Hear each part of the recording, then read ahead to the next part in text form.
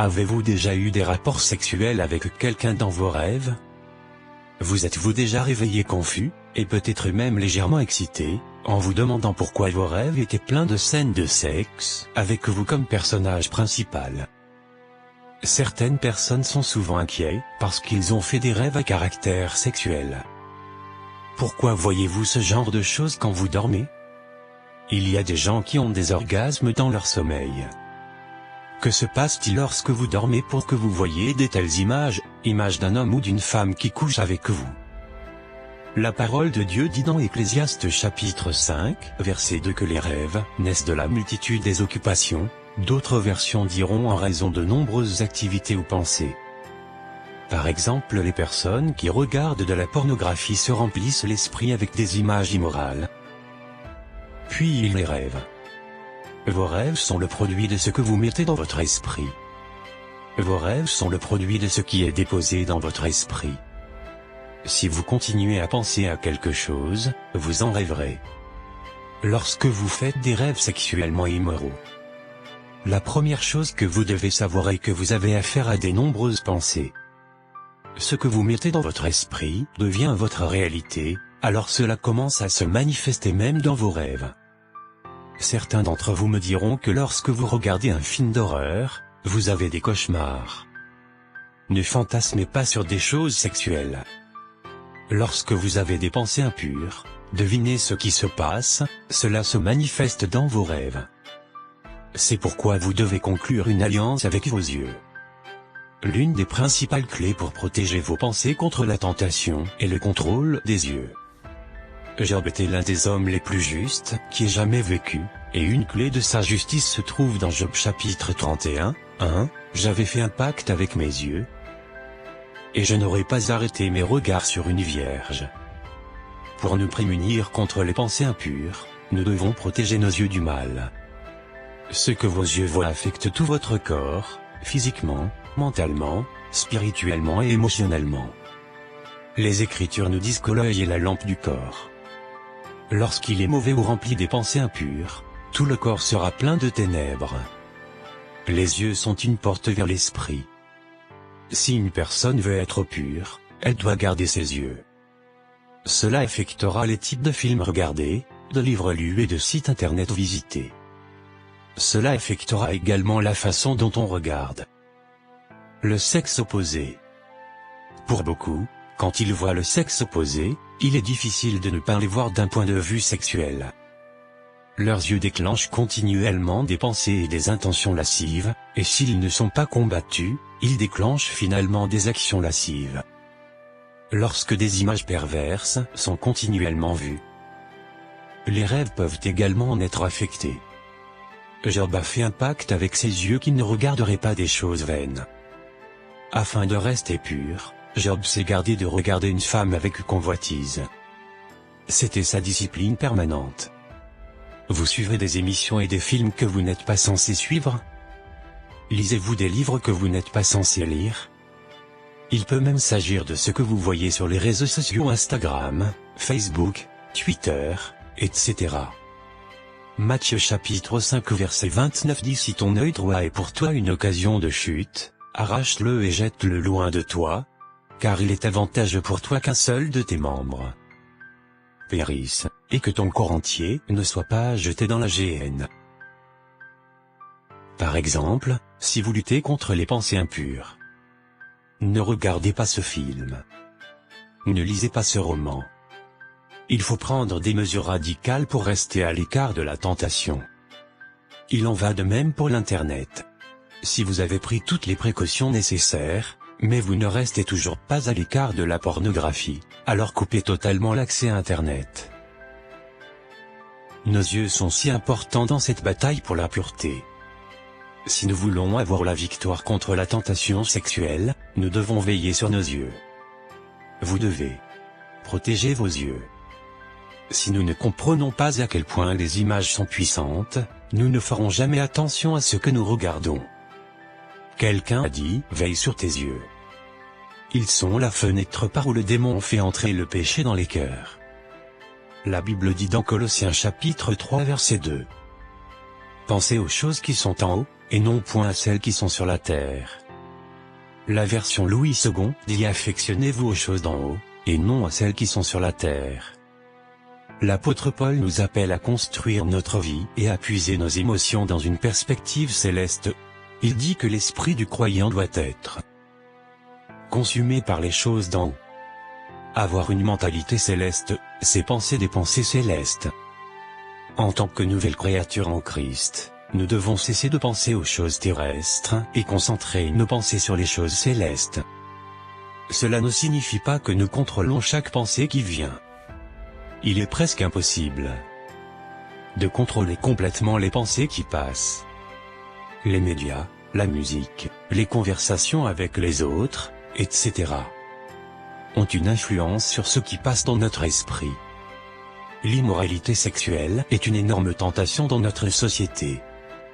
C'est la publicité promotionnelle par excellence. Elle est utilisée pour vendre des téléphones portables, des vêtements et d'autres accessoires. Elle est utilisée pour promouvoir des événements sportifs. Elle sature nos divertissements, y compris notre télévision, nos films et notre musique. Ce qui rend la promotion du sexe encore plus répandue, c'est l'invention d'Internet. En quelques clics, les gens peuvent avoir accès à la pornographie, qui est l'une des plus grandes industries au monde. Cependant, nous pouvons contrôler ce à quoi nous pensons continuellement. Chaque jour, des pensées inspirées par d'autres personnes, notre environnement et même les mauvais esprits viendront frapper à la porte de votre esprit. Ces pensées provoquent de nombreux sentiments qui cherchent à s'enraciner dans notre esprit. Bien que nous ne puissions pas empêcher les pensées de venir à la porte de notre cœur, nous pouvons choisir les pensées que nous allons laisser entrer à l'intérieur. Vous ne pouvez pas empêcher les oiseaux de voler au-dessus de votre tête, mais vous pouvez les empêcher de faire leur nid dans vos cheveux. Les mauvaises pensées viennent, mais ne peuvent pas rester si nous les combattons avec la vérité de la parole de Dieu. Il faut une pensée positive pour remplacer une pensée négative. Vous ne pouvez pas éradiquer les mauvaises pensées simplement par votre volonté. La parole de Dieu dit dans Philippiens chapitre 4 verset 8. Au reste, frères, que tout ce qui est vrai, tout ce qui est honorable, tout ce qui est juste, tout ce qui est pur, tout ce qui est aimable, tout ce qui mérite l'approbation, ce qui est vertueux et digne de louange, soit l'objet de vos pensées. Dieu ne nous a pas seulement demandé de monter la garde à la porte de notre cœur contre les mauvaises pensées, il nous montre également les choses qui doivent occuper nos pensées. Il y a des gens qui ont vu quelque chose qui n'était pas vrai, ou honnête, ou pur, mais ils l'ont gardé à l'esprit jusqu'à ce que cela contrôle leur vie. Non. Ce n'est pas la bonne façon de vivre. Ne ruminez pas ce qui est préjudiciable à votre esprit. Les pensées sont puissantes. Ce que vous pensez, vous les devenez. C'est la raison pour laquelle vos pensées doivent être saines. Ayez des pensées basées sur la parole de Dieu. Vous pouvez diriger votre esprit pour ne penser qu'aux bonnes pensées. Vous pouvez contrôler vos pensées. Les pensées sont plus que de simples imaginations. Ce sont des images mentales de l'esprit ayant des capacités constructives ou destructrices. Elles ont le pouvoir de vous maintenir en esclavage ou de vous libérer pour que vous soyez le meilleur de vous-même. Ne permettez pas à toutes les pensées d'entrer. Rejetez les pensées qui ont tendance à vous rabaisser ou à vous déprimer, et n'acceptez que les pensées de succès, de joie, de victoire et de prospérité. Vous pouvez réellement rendre votre vie beaucoup plus heureuse, épanouissante et pleine de gloire si vos pensées sont en harmonie avec la parole de Dieu. Beaucoup de nos pensées sont aléatoires, certaines viennent de l'ennemi, d'autres d'expériences passées et d'autres encore de Dieu. Vous devez différencier de quelle source proviennent les pensées. Notre esprit peut également être passif, et ce n'est pas nécessairement une bonne chose car un esprit passif peut ouvrir la porte à l'ennemi, qui plante ses pensées dans notre esprit. Le seul moyen sûr de gagner la bataille dans notre cœur est d'amener en captivité toute pensée à l'obéissance de Christ. 2 Corinthiens chapitre 10, verset 5 dit: nous renversons les raisonnements et toute hauteur qui s'élève contre la connaissance de Dieu, et nous amenons toute pensée captive à l'obéissance de Christ. Si une pensée n'est pas de Dieu, remplacez-la immédiatement par la parole de Dieu et les déclarations remplies de foi.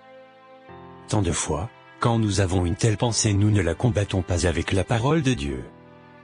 Nous la laissons devenir une forteresse. Une forteresse se forme lorsque nous n'amenons pas nos pensées captives à Christ et ne choisissons d'accepter le mensonge du diable comme une vérité. Nous devons discipliner nos esprits pour prendre toutes les pensées immédiatement captives, car si nous attendons, cette pensée sera implantée dans nos cœurs. Une fois qu'une pensée est implantée dans notre esprit, il faut beaucoup de travail pour la supprimer. Pensez-y comme une graine qui est plantée. Si vous allez déterrer la graine juste après qu'elle soit plantée, elle peut être facilement enlevée, mais si vous attendez qu'elle ait poussé et développé des racines profondes, il faudra beaucoup plus pour la déraciner. Nos pensées sont similaires. Une fois qu'une pensée a des racines, il faudra beaucoup plus d'efforts pour les arracher. Lorsque vous avez l'habitude d'avoir des pensées immorales, vous invitez l'esprit d'immoralité et cet esprit commencera à influencer votre vie. Arrêtez d'avoir des fantasmes sexuels et ne vous masturbez pas.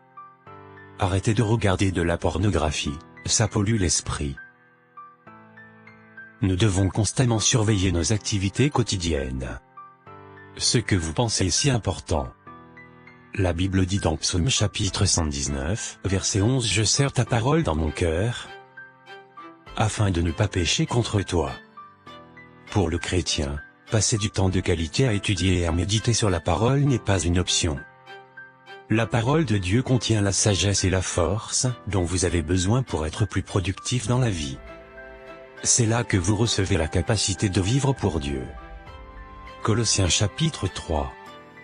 Verset 16 « Que la parole de Christ habite parmi vous abondamment. Instruisez-vous et exhortez-vous les uns les autres en toute sagesse, par des psaumes, par des hymnes, par des cantiques spirituels, chantant à Dieu dans vos cœurs sous l'inspiration de la grâce. » Romains chapitre 12 verset 2 « Ne vous conformez pas au siècle présent, mais soyez transformés par le renouvellement de l'intelligence, afin que vous discerniez quelle est la volonté de Dieu, ce qui est bon, agréable et parfait. » Passez du temps dans la présence de Dieu, car c'est de lui que vient la force de vivre dans la sainteté. On n'insistera jamais assez sur l'importance de la prière et de la méditation de la parole de Dieu. Plus vous passez de temps dans sa présence, plus vous avez de force de résister au diable. Il n'y a rien de tel que de passer du temps avec Dieu, rien.